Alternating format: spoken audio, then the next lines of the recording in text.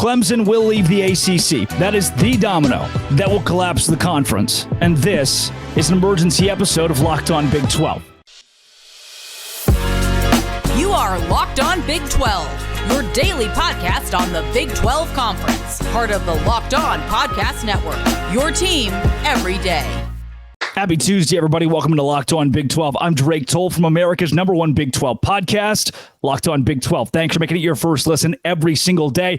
Clemson intends to leave the ACC, and this is not a hot air up your skirt, clickbait. Is it going to happen? The lawsuit has been filed in a similar way to Florida State, but for a different reason. Clemson is now coming at the ACC from a different side as the Seminoles, and here's what you need to know. The most important part off the riff, when someone asks you, at your water cooler tomorrow, why is Clemson leaving the ACC, and are they actually going to? I need you to know two things. One, they are leaving the ACC. Two, here is why. From the Tampa Bay Times, Clemson argues the only games subject to the ESPN deal, the ACC and ESPN's deal, are ones that involve ACC teams, not games played if and when Clemson is no longer an ACC member. Let's back it up. If and when Clemson is no longer an ACC member. That is a direct quote from the lawsuit. The Clemson Tigers are no longer going to be in the ACC, and they are navigating their way out in a very similar way to Florida State. The Noles and the Tigers are trying to do one thing at the very base level of this, one thing, find the cheapest way out of the league, out of the grant of rights, to find another place to make more money. One of the true catalysts to this, and here's more context. Let's unpack more context.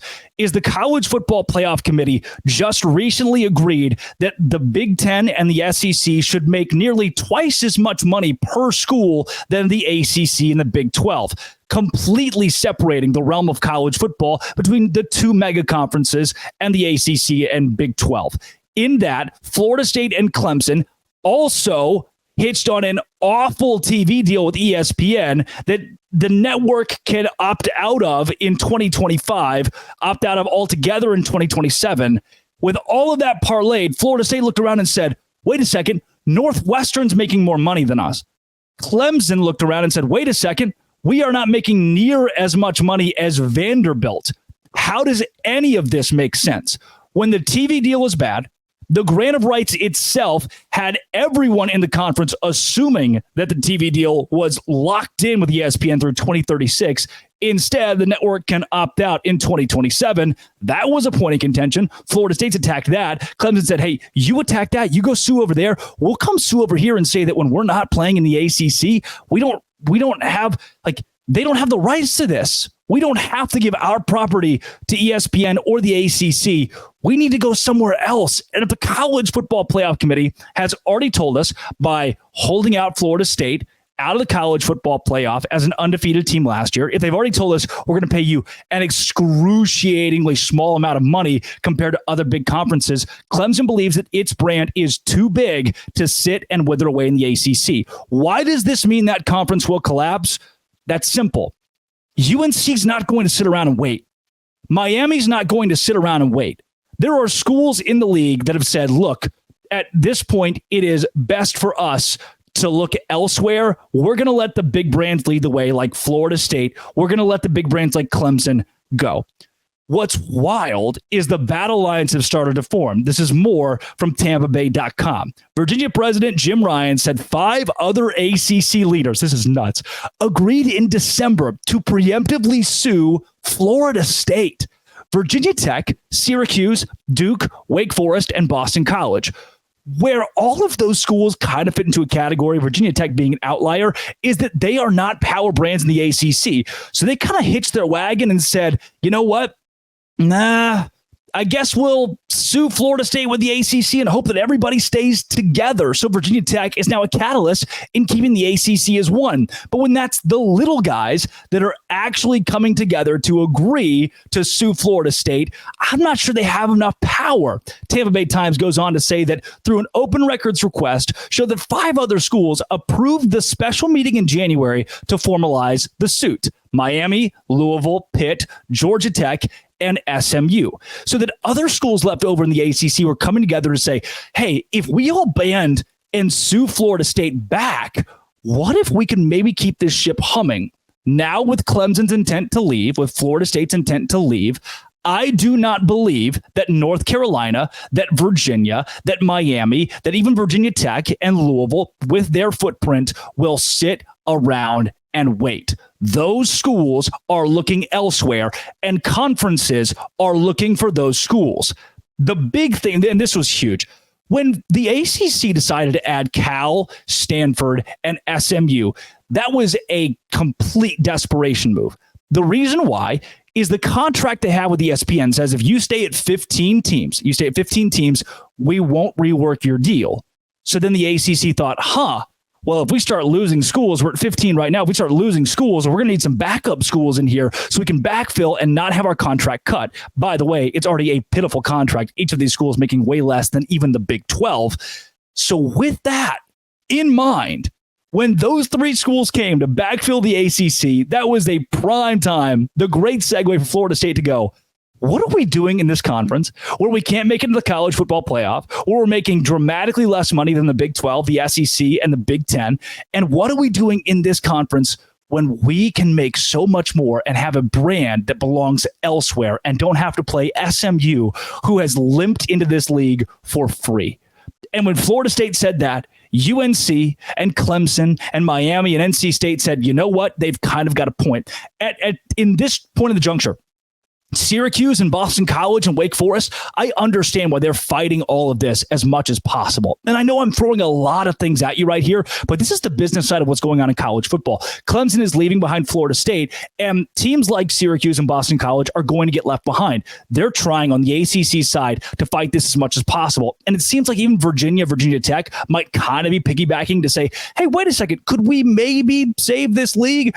But at this point, when the number is set, if it comes out, if Clemson wins this lawsuit and they say, well, yeah, I mean, if you're not in the ACC anymore, we can't really hold you to this rights deal with ESPN, or if Florida State wins their lawsuit and it's, there was possible fraud committed and we've found that Florida State cannot be wrongfully held in this conference. At that point, Miami says, oh, we're good to go. Sweet. You guys led the way. We're good to go. Even Virginia Tech, who was initially kind of against the Florida State thing, thought, it's a kind of test the waters here. We'll attach ourselves to the ACC and hope for the best. When it comes out that Florida State and Clemson can exit the ACC for X amount of dollars or $0 altogether, that when that fee is established, that's when everybody else says, oh, sweet. We hitched our wagon at first to the ACC in the hopes it would stay together, but when it does not, we can leave and go elsewhere. And the reason these teams are looking to go elsewhere is not just, this is so good, is not just because the ACC sucks, right? And it doesn't even suck from like a talent standpoint. That's not anything in the case I'm making. It sucks from a money standpoint. These teams are flat broke compared to the Big Ten and the SEC. And Miami feels like it can make more somewhere else, a Louisville even. The reason that all of that is happening is because there's a look-in clause in the college football playoff committee's new approved playoff format. What does the look-in clause mean and what does it do? That is so wildly important, and it's coming up on Locked On Big 12, part of the Locked On Podcast Network, your team every day. Today's emergency episode is brought to you by Better Together. Better Together is where I go and I play, and I have a cooperative daily fantasy application that offers a familiar experience for existing daily fantasy players with a social twist. You can play with a friend or a teammate. It provides a sense of camaraderie, enhances the social experience of watching sports, shows that synergy from working together gives you a better chance at winning than going at it alone. The team. In a way to stay connected with friends when gone are the days of watching sports together in person, we've got you covered at Better Together. BETTOR, Better Together. Your bracket's already busted. Daily fantasy platform at Better Together helps you pick more or less on real-time player stats, strategize with your partner to boost your odds, and more. Look, right now, download Better Together for the App Store. Sign up using promo code Locked On for a chance to win your share of over $1,000 in cash prizes. Remember that code Locked On, because winning alone is fun, but it's better together. That is better together. Visit there today. Today's show is also brought to you by eBay Motors. eBay Motors keeps your ride or die alive. I love eBay Motors because I wrecked my car a couple of times. And when I wreck my car, I go to eBay Motors and I say, eBay Motors, fix my car. Passion, drive, and patience brings home the winning trophy. You can get exhaust kits, roof racks, superchargers, LED headlights, and more. Speed, power, style. eBay Motors has got you covered. 122 million parts for your number one ride or die. You'll always find exactly what you're looking for. An eBay Guaranteed Fit guarantees your part will fit. You're burning rubber, not cash. The prices you want. It's easy to turn your car into the MVP. Keep your ride or die alive. ebaymotors.com. eligible items only. Exclusions apply. eBay Guaranteed Fit only available to U.S. customers. That is ebaymotors.com. What does it mean to have a look-in provision in the new approved CFP contract? That means that in 2028, we can look around every conference and say who deserves more money and who deserves less. If you've been keeping up, the Big Ten and the SEC are making about twice as much as the Big 12 and the ACC per school. Actually, the ACC is getting more money than the Big 12 in the approved college football playoff contract, setting a complete, and when I say almost double, I mean the SEC and the Big 10 are in their own stratosphere now, and the ACC and the Big 12 are behind. But what Brett Yormark pushed for, I love it, Brett. I love it. What Brett Yormark pushed for was like, wait a second. Let's create a look-in clause that in a couple of years, we can all say, hey, due to expansion and realignment, these conferences are now worth more money than they were. Here's what that created. From a Big 12 standpoint, what Yormark wants to do is go to the ACC, take you. If Louisville's profitable, we'll take Louisville. If Miami's profitable and they can't go to the Big Ten or the SEC, we'll take them. If a Pitt is profitable, we'll take them. That helps the Big 12 catch up. The death of the ACC can help the Big 12 catch up to the Big 10 and the SEC. But guess what? That look-in clause also applies to the Big 10 and the SEC. So if we get to 2028 and the SEC has added Clemson, whose recent valuation was very good, if the SEC has also added UNC and Virginia and captured a new footprint from a media market standpoint, if the SEC has as well captured, say, a Miami and said, all right, we're done, those are our four, then they are more valuable than the Big 10. As we've effectively decided right now, the Big Ten and the SEC are even in college football playoff revenue distribution. But if the Southeastern Conference has Clemson and Florida State, they have now trumped the Big Ten and they will make more money. So that look in 2028, it was great for the Big 12. And we talked about it a week ago. It looked like Brett Yormark saying, I'm going to go expand. I'm going to compete with the SEC and the Big Ten. Here's how I'm going to do it. I'm going to go to the ACC and pick and choose the teams that I want. But then the SEC thought, wait a second, we're already making a lot of money. We're making way more than the ACC and the Big 12, but we can make way more than way more if we find the profitable brands in the ACC. And that is what's happening. Make no mistake, when that look-in was set, when we said, fine, we'll reevaluate it in a few years, the SEC and the Big 10 thought, how can we further attack to make more money when the look-in is actually realized? Clemson did not sue the ACC. They did not intend to leave the ACC on a whim. They didn't do that because they don't have a landing spot. There is no way they said, oh, cart before the horse. We'll sue, we'll get out, then we'll find a suitor. No, it has to be somewhere underneath. Somebody in the SEC or the Big Ten said, Clemson, we'll take you. And you know who facilitates all of this? ESPN. Based on what we found, when Florida State said, hey, reveal us the grant of rights of the ACC, what did we really sign up for? ESPN can opt out of its contract past 2027 and just not pay the ACC anymore. And if ESPN, who has the SEC by the throat, knows that it can make more money, if this TV network can make more money by having Clemson in the SEC and Florida State in the SEC, guess who calls the shots? Guess who makes these decisions? It is the network. It is the TV. So when ESPN says this property can make us more money somewhere else, that property, a la Clemson, a la Florida State, says, if you make more money, we make more money. We get a bigger cut because we're out of the ACC and we get a very large margin of money from the college football playoff and a very large margin of money from our TV contract. So if it comes to fruition that Clemson can leave and their rights to their games is no longer held by the ACC when they're when they're not playing in the ACC, at that point, they leave. And where do they go? Wherever ESPN wants them to. Make no mistake that, or Fox, wherever a TV, the highest bidder, the biggest suitor here from a TV network that wants Clemson here or there, that's who wins these battles. That's who calls these shots. It's the TV executives, because they have the conferences completely on lock here. These leagues are making money off of what? TV revenue. The television revenue is where everything is. It's not how many fans fill the stands. And brother, it's not how many games you win. I know what you've been hearing me say is like Virginia is a real piece in this, or that North Carolina is a real piece in this. And you think, historically, those two are not wild football contenders. They're not blue bloods. They're not teams you think of when you think about the best programs in America. And that doesn't matter. Wins and losses have never mattered in expansion. The only thing that does is your footprint, is the money you bring in. And maybe the biggest exception to that is Clemson. Here's what I want you to think about.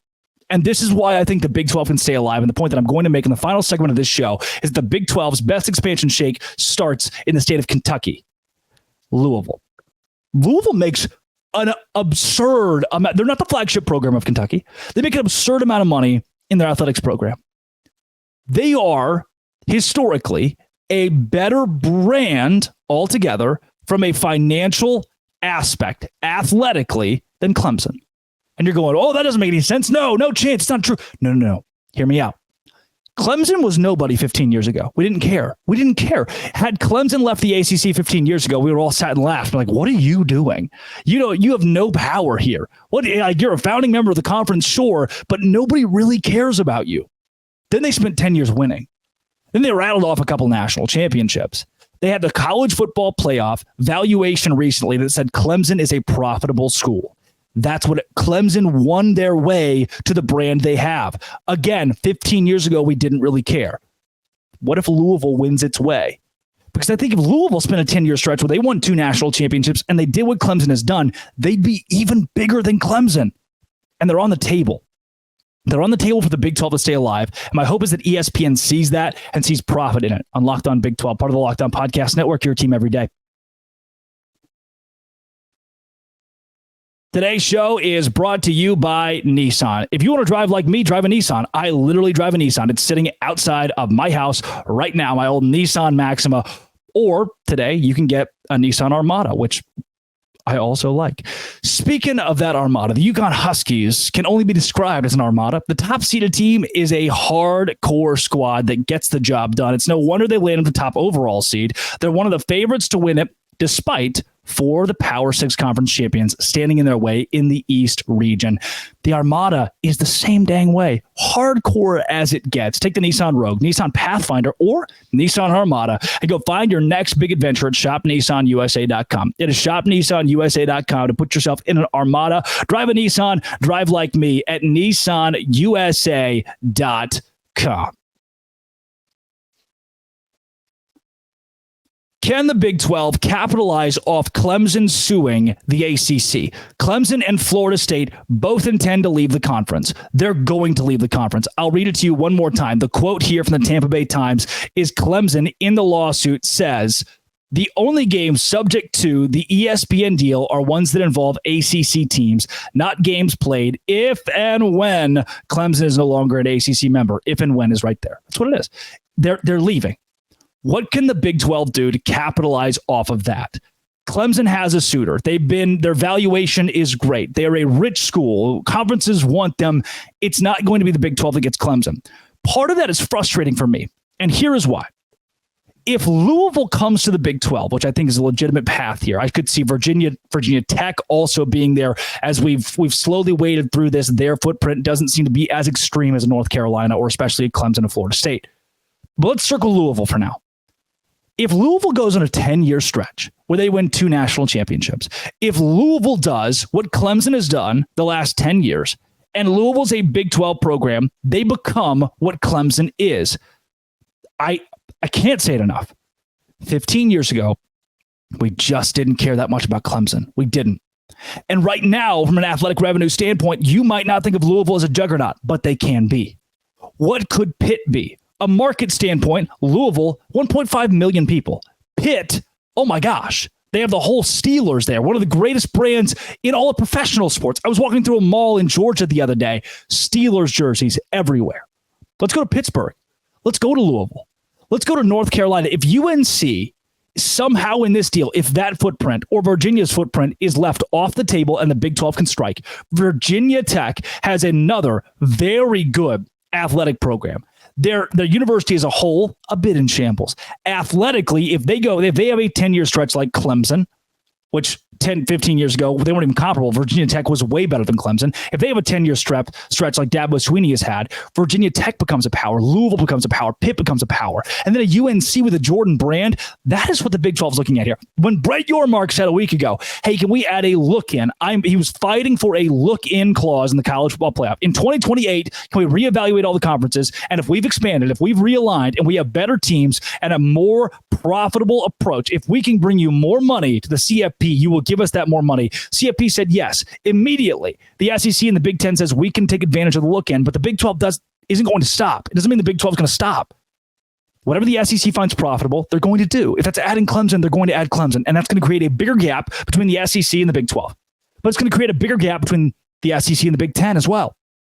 And what the Big 12 can do, is rely on two things. The first is the ability to expand with mid-level ACC teams, mid to upper-level ACC teams, even like possibly Miami. And if not Miami, Louisville, Pitt, Virginia Tech, NC State.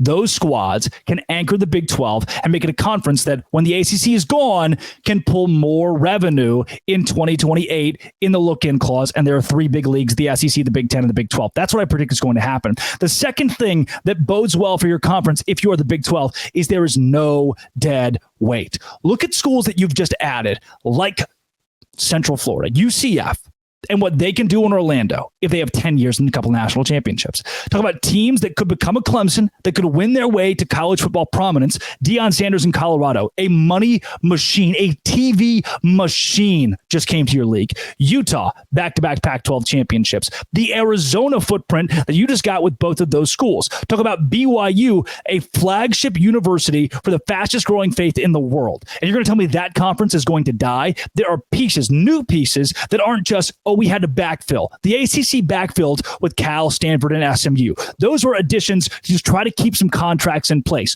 The Big 12 has made additions to strengthen the league. And by 2028, if you've added a Louisville, if you've added a Pitt or a Miami or an NC State or Virginia Tech, that's how this conference stays alive. The complete nature of this league is what's going to help save it, because you go to the Big 10 and you see Northwestern. Ooh. And you see Purdue. Ooh. And you go to the ACC and you see Syracuse, and Boston College and Wake Forest, and they're fighting their struggle. You go to the SEC and you see, hey, wait a second, what's Vanderbilt doing here athletically? And then you go and you look around and you go, oh, wait a second. By revenue standards, Mississippi State and South Carolina are, in essence, Big 12 schools. That, buddy, that's what keeps the Big 12 alive. That's what gives me hope moving forward. The Big 12 won't die. I wrote it today. In a message that I sent to a bunch of Big 12 buddies of mine. Worst case scenario, the Big 12 is buried too far behind by 2028. If that is the case, the conference dies. You could argue that it's the case right now, no matter what, because the Big 12 is so far behind in revenue numbers, because of the college football playoff, so far behind the SEC and the Big 10. But the best case scenario that I understand is the depth of this league, the idea that there are sleeping giants in the Big 12, that there are sleeping Clemsons in the Big 12, and that this league could go out and get Louisville, that this league could go out and get NC State, Virginia Tech. That is what gives me hope. If we look back in 2028 and we go, there are three major conferences. The SEC and the Big 10 still make more money. But by gosh, these Big 12 teams at the top have won enough, have created big enough brands that this conference is valuable. And your contract through 2031 with ESPN can be renewed for even more money. And your college football playoff revenue share can be renewed in 2028 for even more money, because the conference got better. That's what this league keeps doing. We're not backfilling because we have to add teams. The ACC did that. The Pac-12 couldn't do that. Those two conferences will fall apart, have fallen apart. The Big 12 lives. That's it. That's it. There's your good news today. Clemson leaving the ACC, Florida State leaving the ACC. Those two squads are not going to the Big 12, but somebody else is that's going to keep this league not just afloat, but keep them profitable, even more profitable by 2028. And that's all we need. This has been, and always will be. Thanks for following along. Let's do more of it tomorrow. Locked On. Thanks for making it your first listen every single day. Dose Grande.